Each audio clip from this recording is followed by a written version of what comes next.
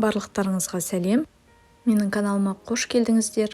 Бүгін мен сізге ұнтақ жармасын дайындап көрсетемін, яғни манная каша дайындаймыз. Қатты қою да, қатты сұйық та емес, ең бастысы түйіршіксіз әрі біркелкі болып шығады. Ең алдымен қазанға сүт құямыз.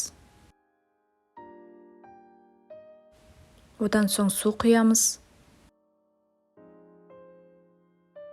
Дәміне қарай тұз және қант саламыз. Пештің астын қосып қайнатамыз. Қайнап бастап жатқанда ұнтақ жармасын аз-аздан салып отырамыз. Пештің астын азайтып, жай отта 2-3 минут араластырып тұрып пісіреміз. Міндетті түрде үздіксіз араластырып тұруымыз қажет. Бұл жердегі ботқа 2 адамға арналған. Видеоның астына описаниеге 1 порция ботқаға кететін ұнтақ жармасы мен сұйықтықтың пропорциясын жазып кетемін. Адам санына қарай көбейтіп дайындасаңыздар болады. Ботқа дайын болды, қоюлығы орташа әрі өте дәмді болып шықты. Лайк басып, каналыма тіркелуді ұмытпаңыздар.